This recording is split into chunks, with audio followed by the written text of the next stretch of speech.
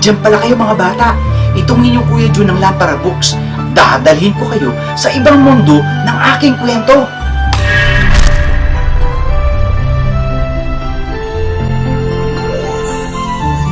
Ang kwento ko ngayon ay pinamagatang Superwoman si Inay na aking gisulat para sa inyo. Naguhit naman ni Gani Madueño. Simulan na natin. Magaling yata si Inay. Iyan ang lagi kong ibinibida sa aking mga kalaro. Lagi akong kasama ni Inay tuwing hapon. Naglalakad siya sa buong baryo habang kip-kip niya ako sa isang braso. Isang malaking bayong naman ang bitbit niya sa isang kamay. Kilala si Inay ng mga taga sa amin. Doris! Laging tawag sa kanya ng mga customer niya. Kilala ang inay ko dahil marunong siyang mag-manicure at pedicure. Pero hindi lang naman doon siya kilala dahil sa malaking bayong na dala-dala niya, sari-saring damit at minsan naman ay mga sapatos ang naroroon para itinda niya. Pahulugan kung magtinda si Inay, kaya lagi siyang may dalang makapal na notebook at doon inililista ang mga napagbilhan niya. Kaya laging maraming pera si Inay dahil hindi siya napapagod sa pagtitinda. Ang galing-galing talaga ni Inay. Pero hindi yun ang ipinagtataka ko kay Inay.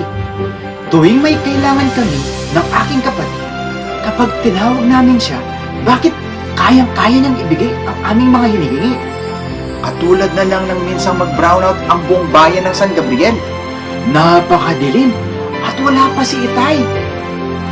Takot na takot kami at sumisigaw kami ng ilaw! Ilaw! Maya-maya, hindi namin namalayan, may dala na siyang kandila. Saan niya nakuha iyon? Samantalang, saglit lang nawala si Inay. Ang galing-galing talaga ni Inay! Noong nagkasakit ako, nakatulog ako sa sobrang taas ng aking lagnat. Parang rapido na itinakbo ako ni Inay sa ospital. Ang dinig ko na sinabi ng doktor, mabuti na lang daw, nadala kaagad ako sa ospital at agapan. Kung hindi, baka may masamang nangyari sa akin. Ay, Superwoman yata si Inay. Lumilipad din kaya siya? Ang galing-galing talaga ni Inay! Minsan naman, nangailangan si Ate Jenny ng kabibi para sa isang project niya sa paaralan. Umiiyak na ang kapatid ko dahil baka raw mapagalitan siya ng teacher niya kapag wala siyang makitang kabibi. Paano makakahanap ng kabibi ang ate ko? Wala namang dagat sa amin. Dagling kinuha ni Inay ang kanyang payo at lumabas ng bahay. Maghahanap daw siya ng kabibi. May pakpak nga ba siya at nakalilipad para makarating sa dagat? Ang galing-galing talaga ni Inay!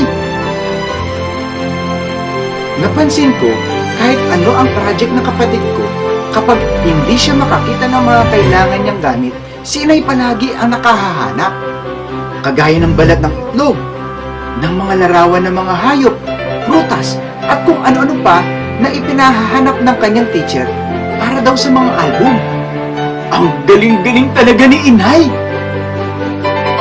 Hindi lang yun. Paggising pa lang ni Inay sa umaga, magluluto na siya ng almusal para sa amin. Magpapakain ng mga manok at bibi sa bakuran. Magsisiga ng mga basura at mga tuyong dahon sa likod bahay. Maglalaba si Inay, mamamalansya, maglilinis ng bahay. Magluluto si Inay ng pananghalian at hapunan. Magmamanicure, magpe-pedicure at magtitinda pa ng mga damit at sapatos. Parang hindi napapagod si Inay. Ang galing-galing talaga ni Inay! Minsan ay nasira ang pinapasadang jeep ni Itay. Doris, kukulangin tayo ng pera. Baka walang maging baon si Jenny ng 1 linggo. At wala tayong ipambayad sa kuryente dahil nasira nasa talyer ang jeep. Sabi ni Itay. Akong bahala, sagot ni Inay. Nakita kong namitas ng mga saging at gulay si Inay sa likod bahay at isinakay ang mga iyon sa tricycle kasama ang napakatabang baboy namin. Aba, tama nga si Inay. Nakabayad kami ng kuryente at may baon na si ate para sa isang buong linggo. Ang dinig ko'y ipinagbili ni inay sa bayan ang mga isinakay niya sa tricycle. Ang galing-galing talaga ni inay. Pero, bakit ganoon? Isang araw, biglang tumangay ang aking inay. Hindi raw siya makabangon. Hindi siya pinagtrabaho ng aking itay.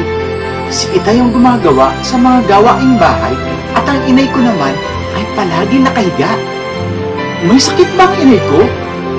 Wala akong sakit, anak. Sagot niya sa akin. Malapit ka nang masundan. Masundan? Malapit na raw akong magkaroon ng isa pang kapatid. Nagdaan ng ilang araw, unti-unting lumalaki ang tiyan ni inay. Namangha ako sa sinabi sa akin ni inay. Narito sa loob ng tiyan ko ang bunsong kapatid mo. Anumang oras ay lalabas na siya sa akin. Ang aking kapatid, nasa loob ng tiyan ni inay at lumalaki raw sa loob ng kanyang tiyan ang aking kapatid. At lalabas daw siya roon balang araw. Kaya lalaki ng lalaki rin ang tiyan ng aking inay. Ang sabi niya, ganoon din daw kami ni ate, galing kami sa kanyang tiyan. Ang galing-galing talaga ni inay. Dumating ang araw ng isilang ni inay si Bunso. Gabriel! Gabriel ang sabi kong ipangalan sa kanya. Isinunod ko sa pangalan ng patron namin. Hinaplos ko ang mukha ni Gabriel. Ang cute-cute ng mga mata niya. Napakabango niya at ang pula ng mga labi. Ang kinis-kinis ng kanyang balat at napakatangos ng kanyang ilong. Lagi niya akong hiningitian. Nagumana raw siya sa akin, sabi ni inay. Gaya ko raw at ni ate ay isa rin itong anghel. Ang galing-galing talaga ni inay!